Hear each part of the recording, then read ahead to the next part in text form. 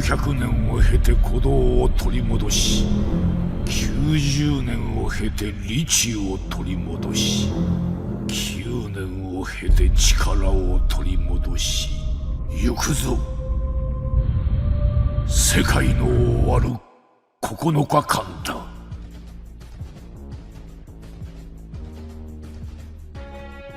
Bleach is back and back during one of the most stacked seasons we've ever had. I don't think it's an easy task to ever explain what the return of Bleach meant to people whose lives it changed, or people who got into anime because of it. But it did change lives, along with others in the big three. People's love for Bleach and a lot of other anime helped some of us find a community of people who love what we love. A community of sometimes stupid but intelligent people who understand the stories, themes, and symbolisms in the shows we're watching, and who are articulate enough to convey their feelings and thoughts to us. Bleach did so many things for so many people, but it didn't get the ending it deserved. There's so many speculations on what happened or if Kubo was rushed or not rushed, blah blah, but the loss of the Bleach anime did hit a lot of people hard who thought they would never get to see some of their favorite moments animated.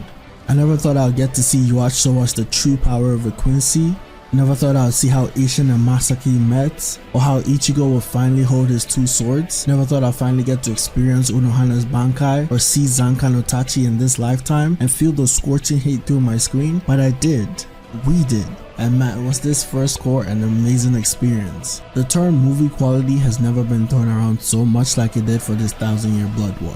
The cinematography was just a constant flex by Studio Perio, doing things for throwaway moments that most anime would never get in their best scenes. Every shot was wallpaper worthy, every OST was infinitely repeatable, every line voiced by the actors was filled with so much passion and joy for reliving the characters. In addition to how beautiful it looked, the first part of the 1000-year Blood War arc was near perfect for me. Before all the Uno reverse cards being stacked on each other between Yuach and Aizen, before the disgrace of the Zero Division, before the X-axis turned from a cool character to a chicken, damn it Kubo first Tosin, and now Lile? Before that, this first part excelled at character writing, not only by getting us to know Yamamoto and Unohana better, but also Ichigo and his family. Everything But the Rain is probably my favorite arc or mini arc in Bleach.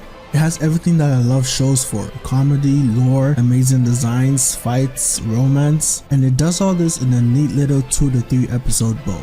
But in close second would be The Blade Is Me. Every time Ichigo goes into his vestige world, he seems to have a lot of philosophical conversations. I had initially thought White was a word wizard, but hearing old man Zangetsu give his little speech kinda made me emotional but hyped up at the same time. Hype is what Bleach excels at. We see power-ups a lot in anime and the power of friendship, but this arc takes kind of a different angle. It shows how humans can unlock their real potential when they're at peace with themselves. And Zangetsu's words made everything with Ichigo's powers make complete sense to me, and it highlights one thing that Kubo is amazing for, and that's keeping characters relevant. People who lose or lost early in the story always had a way out, especially with Aizen and Kenpachi, both Shinigami whose characters were treated beautifully in this arc.